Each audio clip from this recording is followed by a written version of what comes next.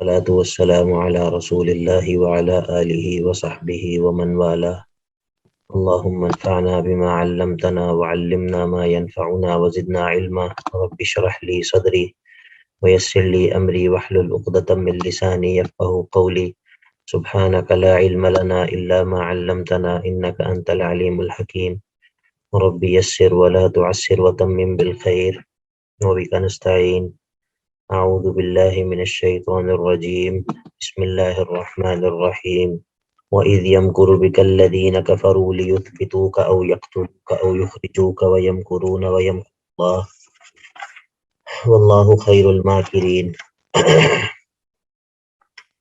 وَإِذَا تُتْلَى عَلَيْهِمْ آيَاتُنَا قَالُوا قَدْ سَمِعْنَا لَوْ نَشَاءُ لَقُلْنَا مِثْلَ هَذَا إِنْ هَذَا إِلَّا أَسَاطِيرُ الْأَوَّلِينَ. وَإِذْ قَالُوا اللَّهُمَّ إِنْ كَانَ هَذَا هُوَ الْحَقَّ مِنْ عِنْدِكَ فَأَمْطِرْ عَلَيْنَا حِجَارَةً مِنَ السَّمَاءِ أَوْ ائْتِنَا بِعَذَابٍ أَلِيمٍ. وما كان الله ليعذبهم وأنت فيهم وما كان الله معذبهم وهم يستغفرون. آیت نمبر 32 تک ہم پہنچے تھے اور ہم نے یہ پڑھا تھا کہ پہلے دعوے کی 8ویں علت اس آیت کے اندر بیان کی گئی ہے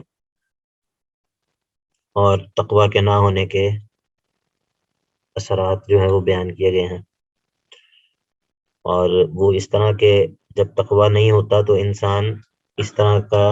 عناد کا اظہار کرتا ہے کہ جس طرح کفار یہ دعا کر رہے تھے کہ اے اللہ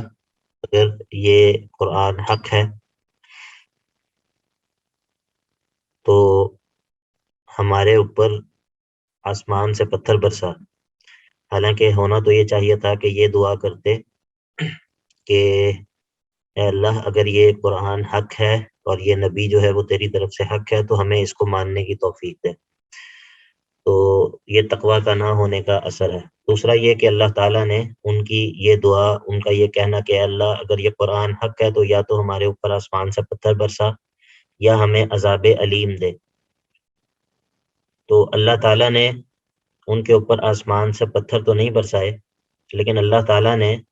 ان کو مسلمانوں کے ہاتھوں ان کو ذلیل و خوار جو ہے وہ کروا دیا. اب یہ جو ہے وہ چونکہ اللہ تعالیٰ نے مسلمانوں کے ہاتھوں ان کو شکست دلوائی تو یہ علت بن گئی پہلے دعوے کی کہ غنائم کے اندر اختلاف مت کرو. لیکن سوال یہ پیدا ہوتا ہے کہ اللہ تعالیٰ نے ان کے اوپر آسمان سے پتھر کیوں نہیں برسائے؟ الحمدللہ. تو آیت نمبر 33 میں اس سوال کا جواب ہے، اور وہ سوال یہ ہے کہ ان کے اوپر پتھروں کی بارش کیوں نہیں ہوئی باوجود اس کے کہ انہوں نے اس طرح جو ہے وہ نبی کی مخالفت کی. تو اس کا جواب یہ ہے کہ وما کان اللہ لیعذبہم، اور نہیں تھا اللہ یہ کہ عذاب دے ان کو، وانت فیہم، اس حال میں کہ آپ ان کے اندر موجود تھے. تو جب تک اللہ کے نبی صلی اللہ علیہ وسلم مکہ کے اندر موجود تھے اس وقت تک جو ہے وہ اللہ کے نبی علیہ الصلوۃ والسلام کا موجود ہونا، اللہ کے نبی علیہ الصلوۃ والسلام کا موجود ہونا جو ہے وہ عذاب کے راستے میں رکاوٹ تھا. اس سے پہلے ہم ایک اور چیز پڑھ چکے ہیں، عذاب سے مانع، ایک اور چیز ہم پر پڑھ چکے ہیں جو عذاب سے مانع ہوتی ہے. کوئی بتائے گا کہ وہ کیا چیز تھی جو عذاب سے مانع ہوتی ہے؟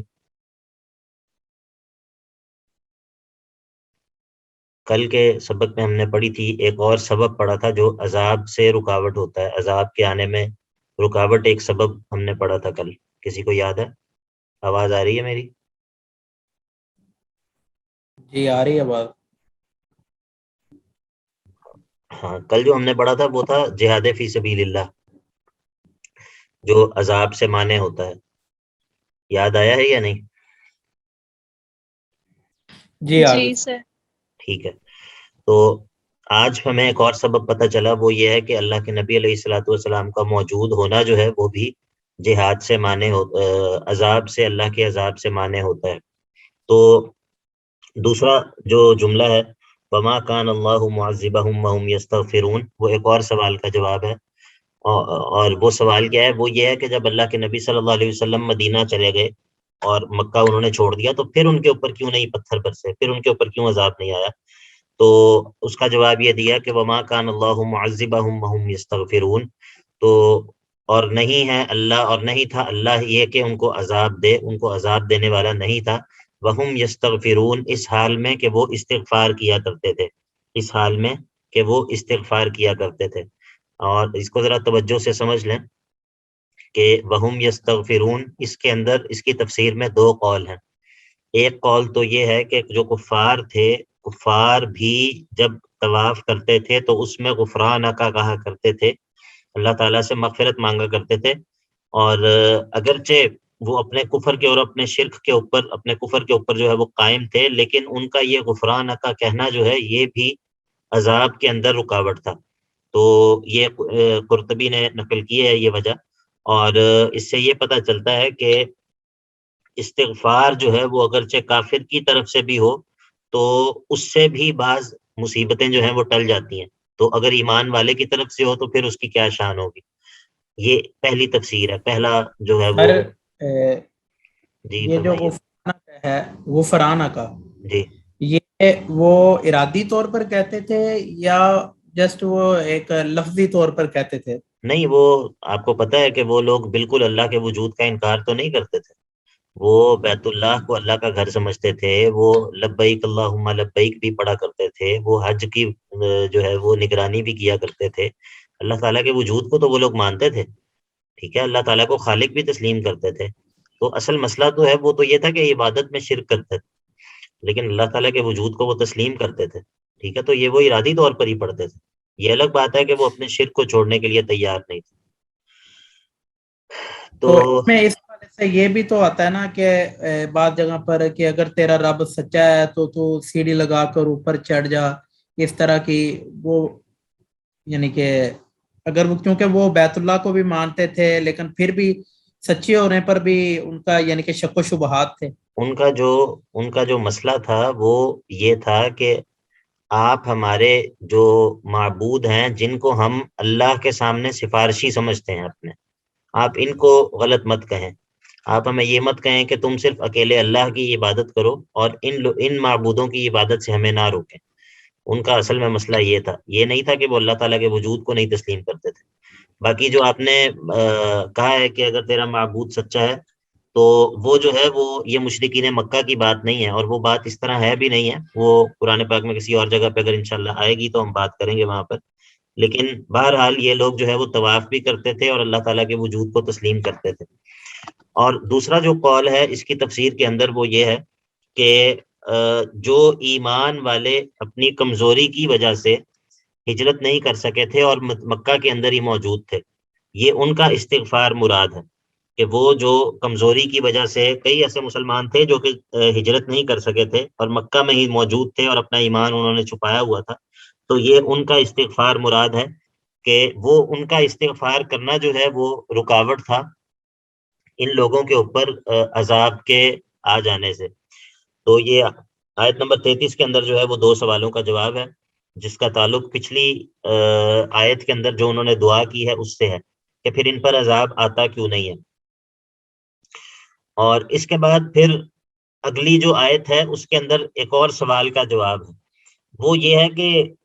کسی کے ذہن میں یہ پیدا ہو سکتا ہے سوال کہ شاید ان کے اوپر چونکہ عذاب نہیں آیا تو شاید یہ عذاب کے مستحق ہی نہیں ہے۔ تو اگلی آیت اس سوال کا جواب ہے کہ یہ مت سمجھو کہ یہ عذاب کے مستحق نہیں ہے، انہوں نے کوئی کسر چھوڑی نہیں ہے کہ جس میں جو کوئی ایسا کام انہوں نے چھوڑا نہیں ہے کہ جو انہیں عذاب کا مستحق نہ بناتا ہو، انہوں نے تو سارے وہ کام کیے ہیں جن کی وجہ سے یہ اس بات کے مستحق ہیں کہ ان کے اوپر عذاب آئے، لیکن چونکہ ان کے اوپر عذاب آنے میں کچھ رکاوٹیں تھیں، اس وجہ سے ان کے اوپر ایسا عذاب نہیں آیا کہ آسمان سے ان کے اوپر پتھر برسائے جاتے یا ان کو کسی اور طرح سے جو ہے وہ جس طرح پچھلی قوموں کے اوپر عذاب آئے اس طرح کا عذاب ان کے اوپر نہیں آیا۔ تو یہ مت سمجھنا کہ چونکہ عذاب آیا نہیں تو یہ عذاب کے مستحق نہیں تھے، بلکہ یہ واقعتاً عذاب کے مستحق تھے، لیکن کسی چند موانع کی وجہ سے، چند رکاوٹوں کی وجہ سے ان کے اوپر اللہ کی طرف سے جو ہے وہ عذاب نازل نہیں ہوا۔ تو اللہ تعالیٰ فرماتے ہیں وَمَا لَهُمْ أَلَّا يُعَذِّبَهُمُ اللَّهُ وَمَا لَهُمْ، اور کیا ہے ان کو کہ اللہ يُعَذِّبَهُمُ اللَّهُ، کہ نہ دے اللہ تعالیٰ عذاب ان لوگوں کو، حالانکہ وہم، اور حال یہ ہے کہ یہ لوگ یصدون عن المسجد الحرامی روکتے ہیں کس چیز سے؟ مسجد حرام سے، یعنی کہ مسجد حرام سے لوگوں کو روکتے ہیں، ایمان والوں کو، حالانکہ وما کانوا اولیاء، اور وہ تو اس کے متولی ہیں بھی نہیں، وہ تو اس کے اختیار مند ہیں بھی نہیں، ان کو یہ حق ہی نہیں ہے کہ وہ اس کے اختیار مند ہوں، اس کے متولی ہوں، اور اس کے باوجود وہ اس کے متولی بن کر بیٹھے ہوئے ہیں اور لوگوں کو اس تک آنے سے روکتے ہیں، جس طرح انہوں نے مسلمانوں کو روکا تھا عمرہ کرنے سے۔ اور پھر سوال یہ ہے کہ یہ اس کے متولی کیوں نہیں ہے، اور پھر اس کا متولی کون ہو سکتا ہے؟ تو اس آیت کے اندر جو ہے وہ تقوی کے فوائد بھی ہیں، ایک تقوی کے نہ ہونے کا نقصان اور ایک تقوی کے ہونے کا فائدہ۔ وہ یہ ہے کہ مسجد حرام کی جو تولیت ہے، اس کا جو اختیار ہے، یہ متقی لوگوں کے شایان شان ہے۔ یہ اگر تقوی نہ ہو تو پھر جس شخص کے پاس تقوی نہ ہو اس کو یہ حق بھی نہیں ہے کہ وہ اللہ کے گھر کا جو ہے وہ اختیار مند بنے۔ تو کہا کہ ان اولیاؤہ نہیں ہے اس مسجد حرام کے متولی الا المتقون مگر صرف تقوی والے، ولکن اکثرہم لیکن لوگوں کی اکثریت جو ہے لا یعلمون وہ اس بات کو جانتے نہیں ہے۔ اور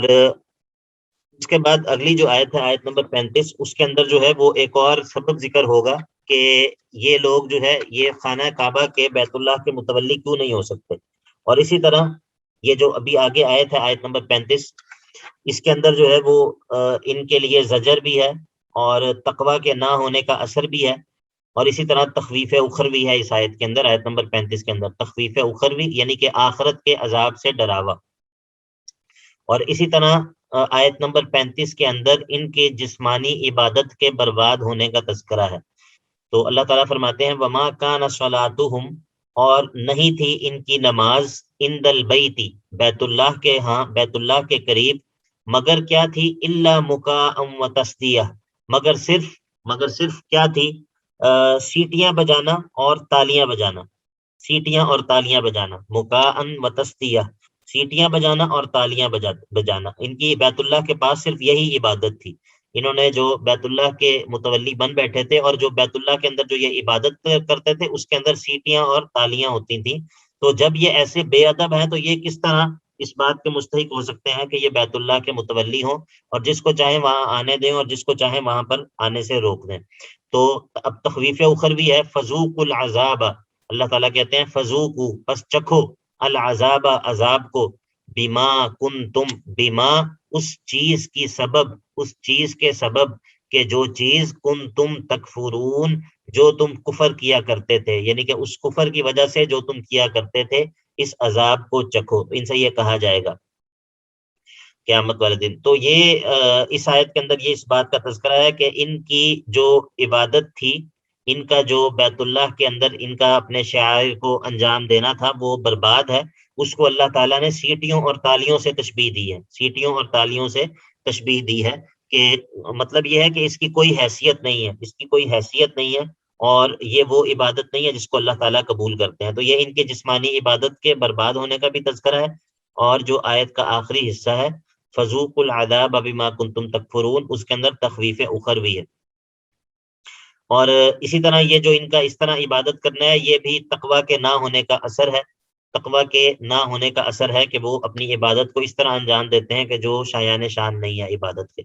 اور آیت نمبر 36 کے اندر کیا ہے؟ اس کے اندر زجر اور توبیخ ہے، اس کے اندر جو ہے وہ ڈانٹ ہے کافروں کے لیے، اور اسی طرح اس کے اندر بھی ایک تقوی کے نہ ہونے کا ایک اثر ہے۔ وہ کیا ہے؟ وہ یہ ہے کہ جب تقوی نہیں ہوتا تو انسان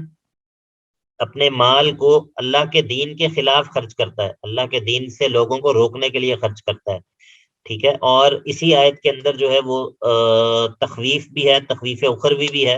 اور اسی طرح ان کے مالی عبادت کے برباد ہونے کا تذکرہ ہے، ان کے مال خرچ کرنے کا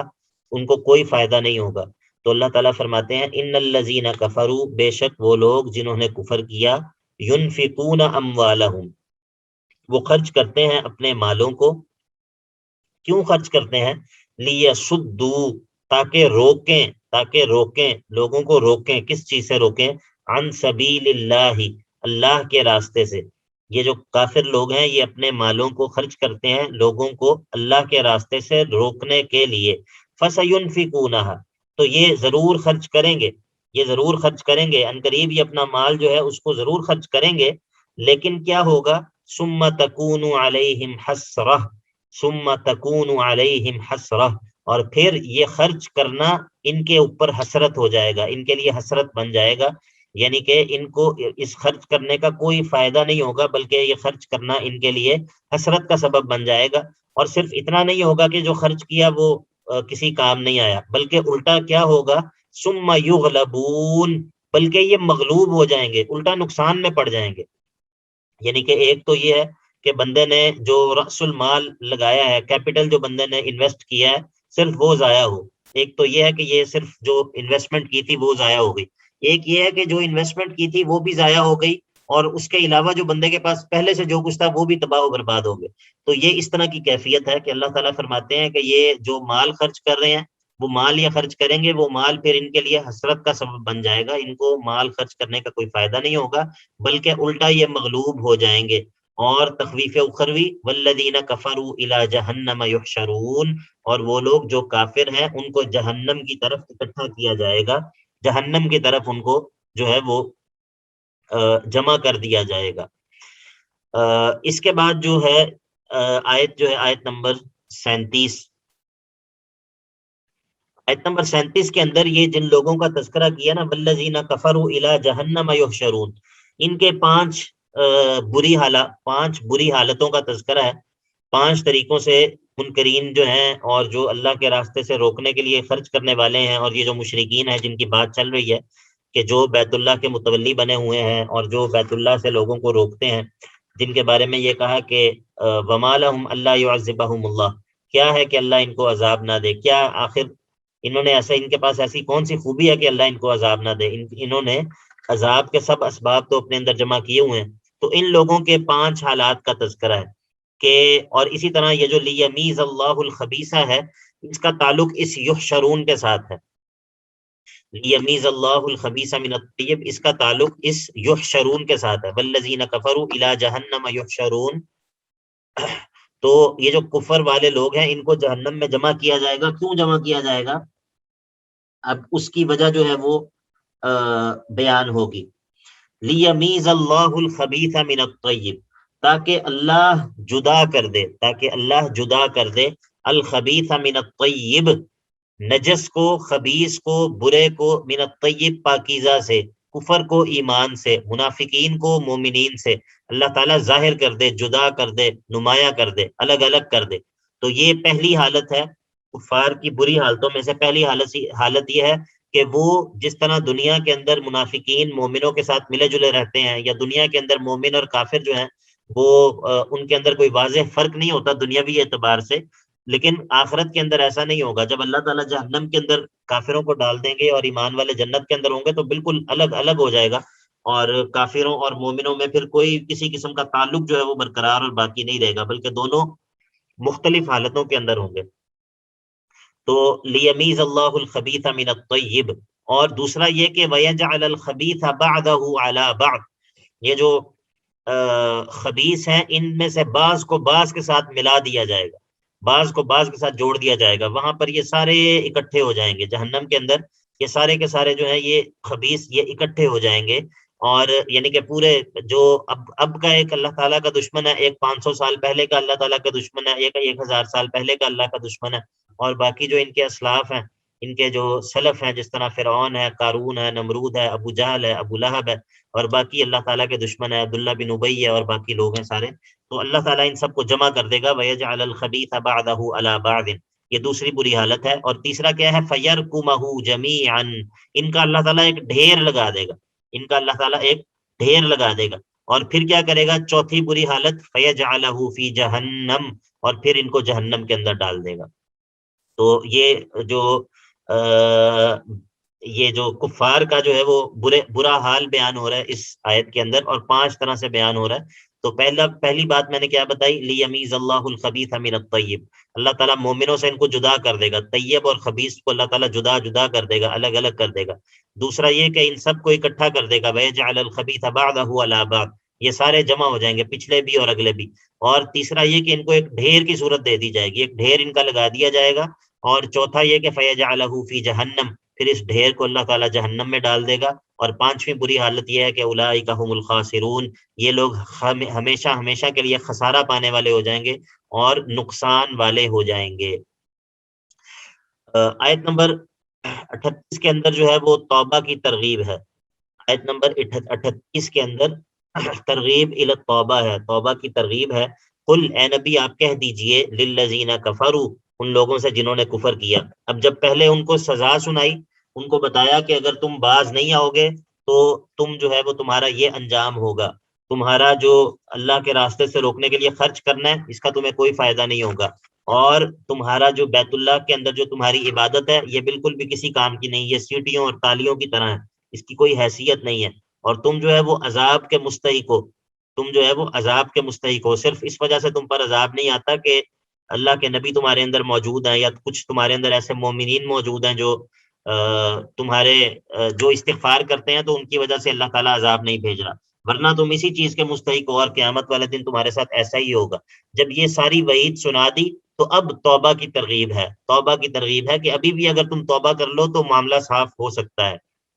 تو فرمایا قل، اے نبی آپ کہہ دیجئے، للذین کفروا، ان لوگوں سے جنہوں نے کفر کیا ہے، کیا کہہ دیجئے، ان ینتہوا، اگر یہ رک جائیں، اگر یہ باز آ جائیں، کس چیز سے باز آ جائیں، عن الشرکی، عن شرکہم، اگر یہ اپنے شرک سے باز آ جائیں، اگر یہ اپنے کفر سے باز آ جائیں، اگر یہ اپنے انکار سے اور اپنی ضد سے اور اپنی ہٹ درمی سے باز آ جائیں، تو کیا ہوگا، یغفر لہم، یغفر لہم، معاف کر دیا جائے گا ان کے لیے۔ کس چیز کو معاف کر دیا جائے گا، ماں اس چیز کو کہ قد سلفا، جو پہلے گزر چکی ہے۔ اگر اب بھی یہ باز آ جائیں، اب بھی یہ اپنے کفر کو چھوڑ دیں، اب بھی یہ اپنی ہٹ دھرمی اور ضد سے توبہ کر لیں، تو پھر ان کے جو کچھ پہلے ہو چکا وہ سارے کا سارا معاف کر دیا جائے گا۔ تو اس کو کہتے ہیں ترغیب الی التوبہ، ترغیب الی التوبہ۔ اور اس کے بعد کیا ہے، اگر باز نہیں آتے تو پھر کیا ہوگا، وَإِن يَعُودُوا، وَإِن يَعُودُوا، اگر یہ لوٹیں گے دوبارہ کفر کی طرف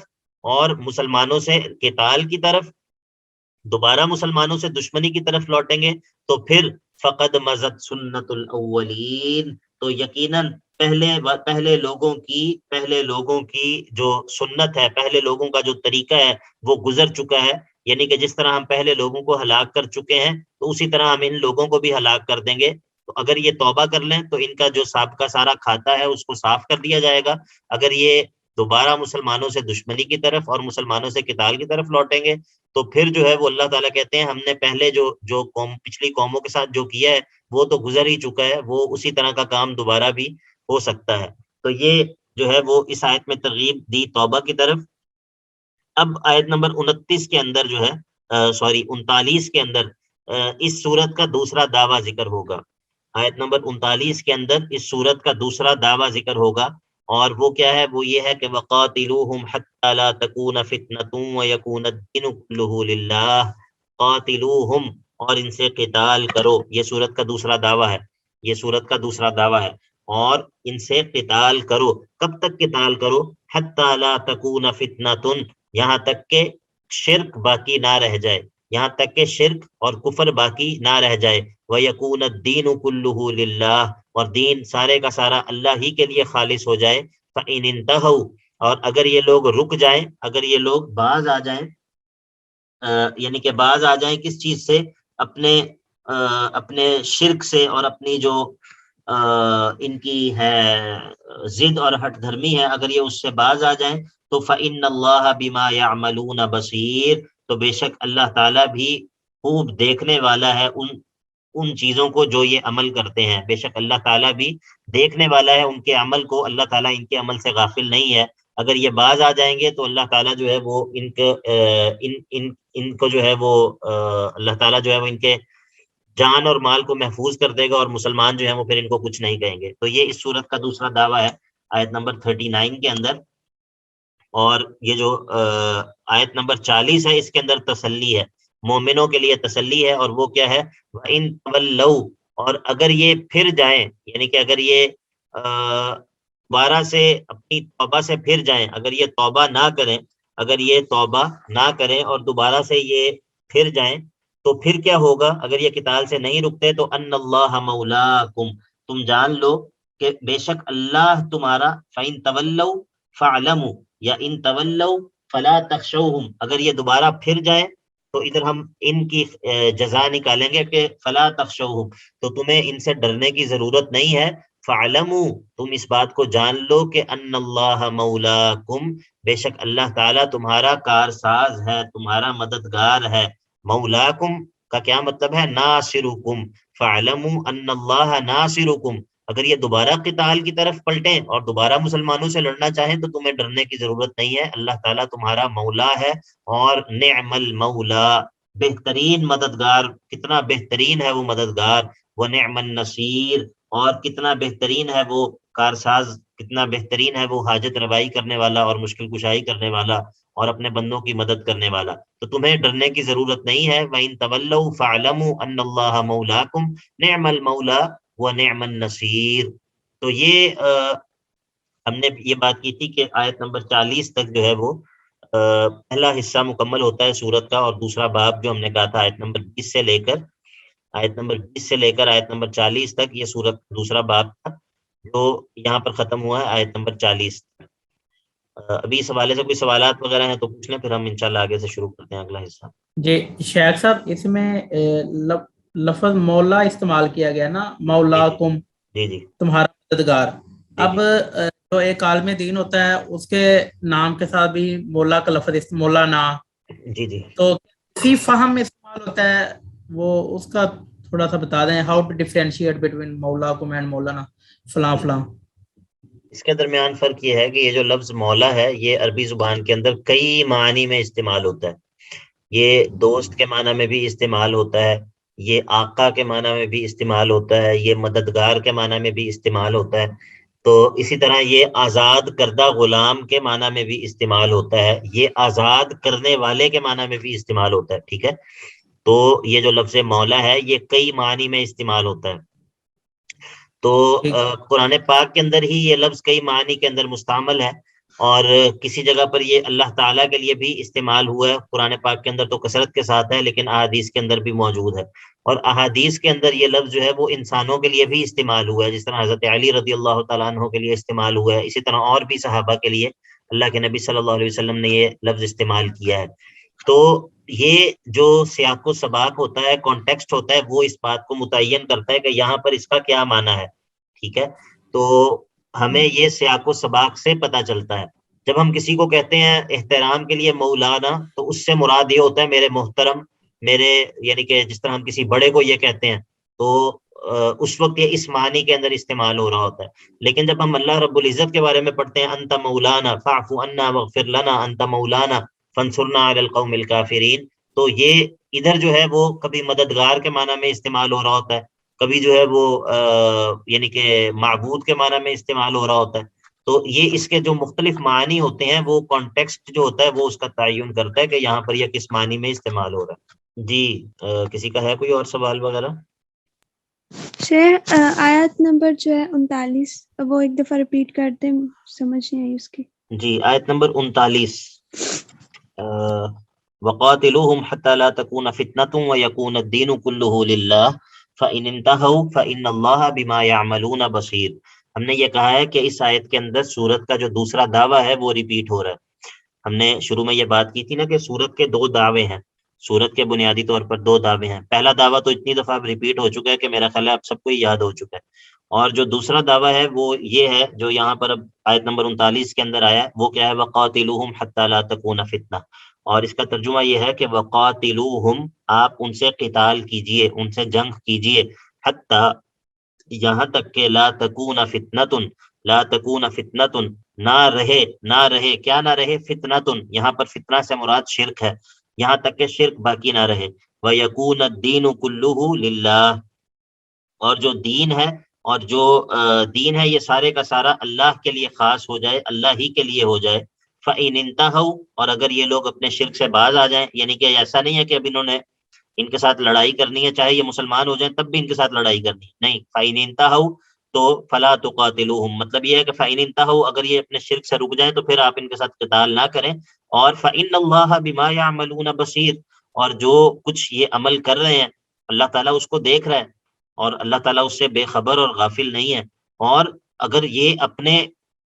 یعنی کہ شرک کو چھوڑنے سے اپنی توبہ سے پھر جائیں، وَإِن تَوَلَّوْا، اگر یہ پھر جائیں، یعنی کہ اگر انہوں نے قتال، آپ نے ان کے ساتھ جنگ کی اور انہوں نے جنگ سے ڈر کر شرک کو چھوڑ دیا، مسلمانوں کی دشمنی کو چھوڑ دیا، اب جب آپ نے جنگ روک دی تو یہ دوبارہ پھر گئے اور آپ کے خلاف دوبارہ سے جو ہے وہ صف آرا ہو گئے، تو آپ کو ڈرنے کی ضرورت نہیں ہے، بلکہ فَاعْلَمُوا أَنَّ اللَّهَ مَوْلَاكُمْ، اس بات کو جان لیں، اس بات کو یاد رکھیں کہ اللہ تعالیٰ آپ کا مددگار ہے، اور نعم المولا و نعم النصیر، اور وہ بہترین مدد کرنے والا ہے، بہترین مولا اور بہترین مددگار ہے۔ جی ٹھیک ہے، السلام علیکم سر۔ وعلیکم السلام۔ جی جی سر میں نے کل ہی کلاس جوائن کی ہے، پلیز آپ اس کا پہلا دعویٰ ایک دفعہ ریپیٹ کر دیں گے سورت کا؟ جی، سورت کا جو پہلا دعویٰ ہے وہ یہ ہے، جو کہ سورت کی پہلی آیت کے اندر ہے کہ یسألونک عن الانفال قل الانفال للہ والرسول، کہ جو مال غنیمت ہیں، مال غنیمت کی تقسیم یہ اللہ اور اس کے رسول کا ہی حق ہے، ٹھیک ہے۔ اور اللہ اور اس کے پیچھے دراصل پورا ایک پس منظر تھا، اور وہ یہ تھا کہ مسلمانوں کے اندر کچھ اختلاف ہو گیا تھا مال غنیمت کی تقسیم کے حوالے سے، تو اس وجہ سے یہ صورت نازل ہوئی تھی، اور اس کے اندر جو ہے وہ تقریباً 13 علتیں اللہ تعالیٰ بیان کریں گے اس چیز کی کہ جو مال غنیمت ہے ان کو تقسیم کرنے کا حق صرف اللہ اور اس کے رسول کا ہے، اور اللہ اور اس کے رسول کی تقسیم پر اختلاف اور جو ہے وہ اعتراض مت کرو، ٹھیک ہے۔ یہ سورت کا پہلا دعویٰ تھا، اور سورت کا دوسرا دعویٰ یہ ہے جو آج ہم نے پڑھا ہے، وَقَاتِلُوهُمْ حَتَّى لَا تَكُونَ فِتْنَةٌ، اور انشاءاللہ میرا خیال ہے دروس اپلوڈ ہو جائیں گے یا ہو گئے ہوں گے LMS پہ، تو آپ اگر پچھلے دروس سنیں گی تو آپ کو زیادہ بہتر سمجھ آئے گی، ٹھیک ہے۔ اس طرح شاید آپ کو سمجھ نہ آئے، کیونکہ یہ ہر درس جو ہوتا ہے وہ پچھلے درس کے ساتھ اس کا تعلق ہوتا ہے، اور اگر ایک درس رہ جائے تو پھر سمجھنا تھوڑا سا مشکل ہو جاتا ہے۔ اب یہ آگے جو ہے وہ 10واں پارہ شروع ہو رہا ہے، اور وَاعْلَمُوا أَنَّمَا غَنِمْتُم مِّن شَيْءٍ، یہاں سے سورت دوسرا حصہ شروع ہو رہا ہے جو کہ سورت کے آخر تک ہے، آیت نمبر 41 سے لے کے آخر تک یہ سورت کا دوسرا حصہ ہے، اور اس میں بھی 2 باب ہیں، جس طرح سورت کے پچھلے حصے میں پہلے حصے میں 2 باب تھے، ایک 19 نمبر آیت تک تھا اور دوسرا آیت نمبر 20 سے لے کر آیت نمبر 40 تک تھا، اسی طرح سورت کے اس حصے کے اندر بھی 2 ابواب ہیں، اور جو پہلا حصہ ہے ان دونوں میں سے، پہلا باب جو ہے ان دونوں میں سے، وہ یہاں سے آیت نمبر 41 سے لے کر 56 تک ہے، آیت نمبر 41 سے لے کر 56 تک ہے۔ اور پہلے میں اس کا خلاصہ آپ کو بتاتا ہوں کہ اس حصے کے اندر کیا ہے، اس کے بعد پھر ہم کچھ پڑھنا شروع کرتے ہیں انشاءاللہ۔ تو اس حصے میں، اس باب میں سب سے پہلے تو جو سورت کا پہلا دعویٰ ہے اس کی تشریح ہے۔ شروع میں ہم نے کہا کہ الانفال للہ والرسول، انفال اور مال غنیمت جو ہے ان کو تقسیم کرنے کا اختیار اللہ اور اس کے رسول کے پاس ہے۔ اب یہاں پر سب سے پہلے جو ہے وہ اس کی تفصیل ہوگی کہ اللہ اور اس کے رسول کی تقسیم ہے کیا، اللہ اور اس کے رسول نے اس کو کیسے تقسیم کیا۔ تو سب سے پہلے جو ہے اس کی تفصیل ہوگی کہ اللہ اور اس کے رسول نے اس کی تقسیم کا کیا طریقہ کار مقرر کیا ہے۔ اس کے بعد اس کی جو سورت کے پہلے دعوے کی 5 علتیں ہوں گی، ٹھیک ہے، اور جہاد کا ایک قانون بیان ہوگا، اور اسی طرح کفار کے لیے زجر ہوگا، اور اسی طرح جو ہے وہ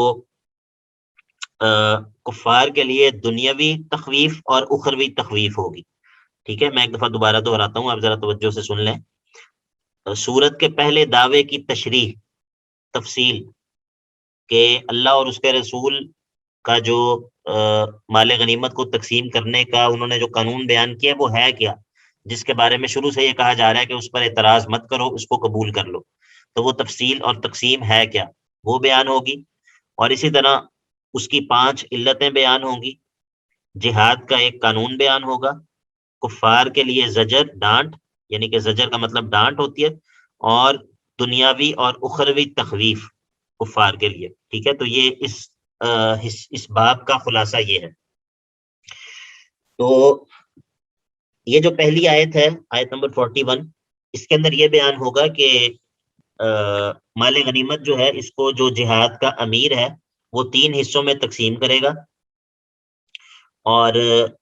جو 4 حصے ہیں ان کو مجاہدین میں تقسیم کیا جائے گا،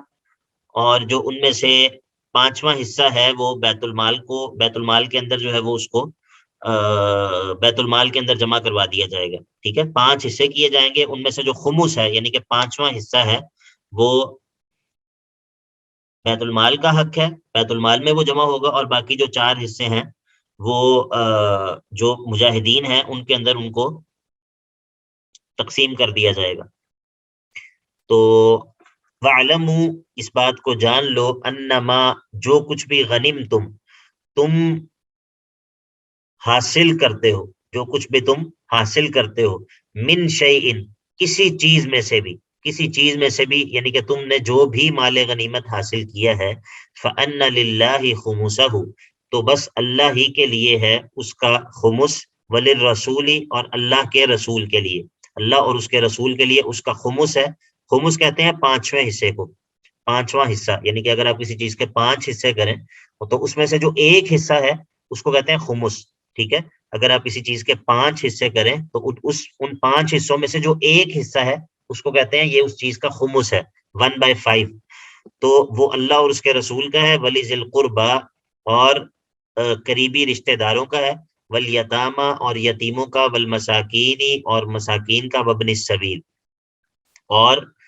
مسافروں کا. اب یہاں پر فَأَنَّ لِلَّهِ خُمُسَهُ، تو اللہ تعالیٰ کا تذکرہ تو یہ برکت کے لیے ہے یہاں پر، اور ظاہر ہے اللہ تعالیٰ کو تو مال کی ضرورت نہیں ہے، مراد یہی ہے کہ یہ اللہ کا حکم ہے اور اللہ کی تقسیم ہے. اور اسی طرح جو خمس ہوتا تھا، وَلِلرَّسُولِ، اللہ کے رسول صلی اللہ علیہ وسلم کو اختیار ہوتا تھا کہ وہ اس میں سے جو چاہیں جو ہے وہ تصرف اس میں کریں. تو اب چونکہ اللہ کے نبی علیہ الصلوۃ والسلام بھی باقی نہیں ہے تو یہ حصہ بھی نہیں ہے. ولی ذی القربا، اور اسی طرح اللہ کے نبی علیہ الصلوۃ والسلام کو یہ بھی اختیار ہوتا تھا کہ وہ اس کو اپنے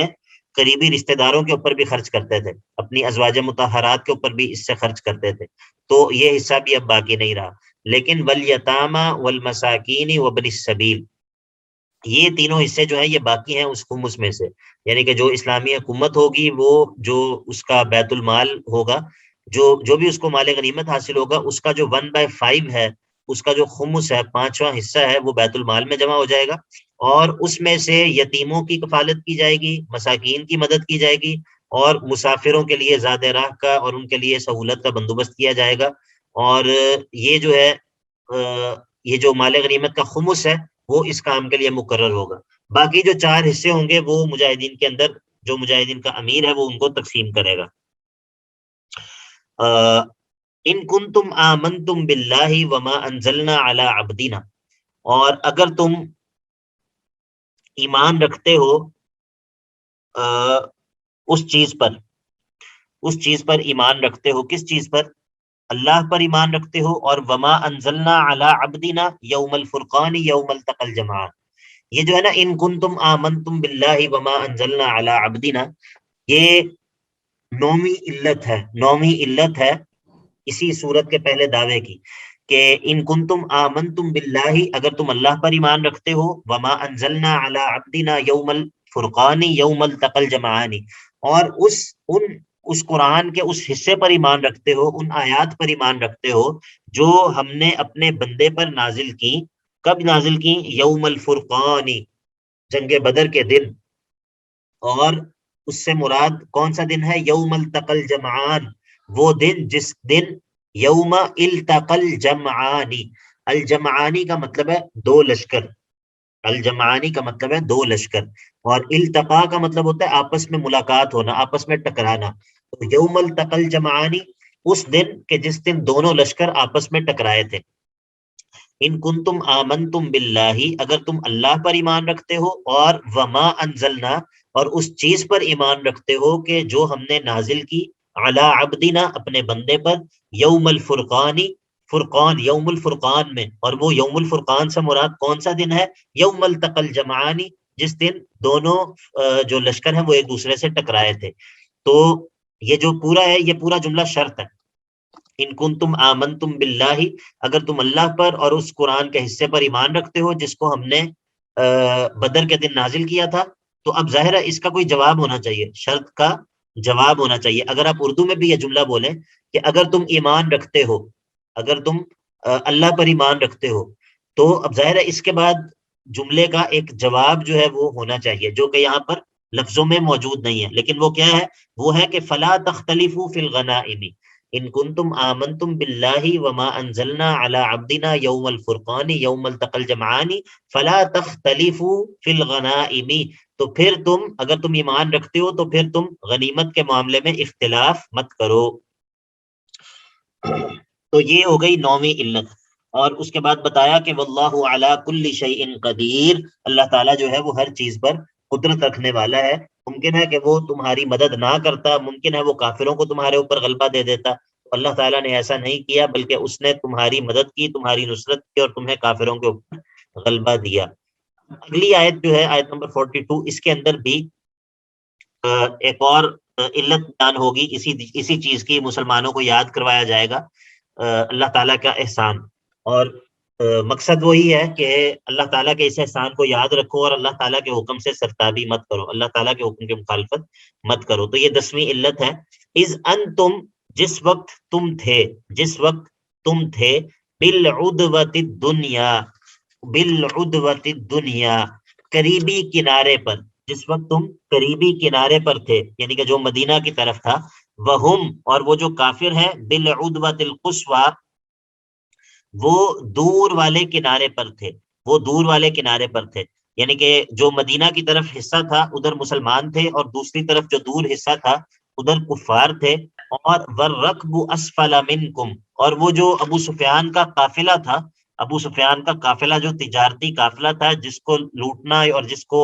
نشانہ بنانا مسلمانوں کا اصل مقصد تھا، اس مقصد سے نکلے تھے، وہ جو ہے وہ اسفل منکم، وہ نچلی جانب میں تھا. یعنی کہ وہ مدینہ سے نچلی جانب میں سمندر کی طرف ساحل کے کنارے ہوتا ہوا وہ نکل گیا تھا، وہ مسلمانوں کے ہاتھ سے نکل گیا تھا. ابو سفیان نے راستے کو تبدیل کر دیا تھا. تو اللہ تعالیٰ فرماتے ہیں وَلَوْ تَوَاعَدْتُمْ، اگر تم نے وعدہ کیا ہوتا، اگر تم دونوں گروہوں نے باقاعدہ جنگ کا وعدہ کیا ہوتا، تو لَاخْتَلَفْتُمْ فِي الْمِيعَادِ، شاید کہ تم اختلاف کرتے اس وعدے کے پورا کرنے میں، اس وقت مقررہ میں شاید اختلاف ہو جاتا. شاید دونوں لشکر جو ہے وہ، کوئی کہتا کہ اس وقت جو ہے وہ جنگ ہوگی، کوئی کہتا نہیں ہم تو اس مہینے میں جنگ لڑیں گے. تو شاید مسلمانوں میں اور کافروں میں اختلاف ہو جاتا، یا شاید خود مسلمانوں کے اندر ہی اختلاف ہو جاتا. لیکن اللہ تعالیٰ نے یہ کام کروا کر رہنا تھا. اللہ تعالیٰ نے مسلمانوں کی ہیبت جو ہے وہ بٹھانی تھی کافروں کے اوپر. تو اللہ تعالیٰ نے کیا کیا؟ ولیکن، لیکن، لیقضی اللہ امرا کان مفعولا، اللہ تو ہے، اللہ جو ہے اللہ نے یہ کام اسی لیے کیا تاکہ وہ پورا کر دے. ولیکن لیقضی اللہ امرا کان مفعولا، اللہ تعالیٰ اس فیصلے کو مکمل کر دے جو کہ ہونا ہی والا تھا، جس کا فیصلہ اللہ تعالیٰ کر چکا تھا، اس کو اللہ تعالیٰ جو ہے وہ مکمل کر دے. تو یہاں پر جو ہے وہ ایک ہم لفظ نکالیں گے، وہ کیا ہے کہ ولیکن جمعکم، لیکن اللہ نے تمہیں جمع کر دیا. اگر تم لوگوں نے پہلے سے وعدہ کیا ہوتا کہ ہم اس وقت اکٹھے ہوں گے تو شاید لختلفتم فی المیعاد، تو تم جو ہے وہ اس وقت مقرر میں اختلاف کرتے. ولیکن جمعکم، لیکن اللہ نے تمہیں جمع کر دیا، تمہیں اور کافروں کو آمنے سامنے کر دیا. اور ایسا کیوں کیا؟ لیقضی اللہ امرا کان مفعولا، تاکہ اللہ تعالیٰ پورا کر دے اس معاملے کو جو کہ طے شدہ تھا، جو اللہ تعالیٰ نے طے کر رکھا تھا. اور ایسا کیوں کیا اللہ تعالیٰ نے؟ لیہلک من ہلک عن بینۃ، تاکہ لیہلک من ہلک، جو تاکہ ہلاک ہو جائے وہ شخص جو ہلاک ہو، عن بینۃ یعنی کہ بعد بینۃ، دلیل، واضح دلیل کو دیکھ لینے کے بعد ہلاک ہو. اور ویحییٰ، اور جو زندہ رہے، من حیّ، جو زندہ رہے وہ عن بینۃ، دلیل کو دیکھ کر زندہ رہے. وَإِنَّ اللَّهَ لَسَمِيعٌ عَلِيمٌ، اور اللہ تعالیٰ جو ہے وہ لسمیع،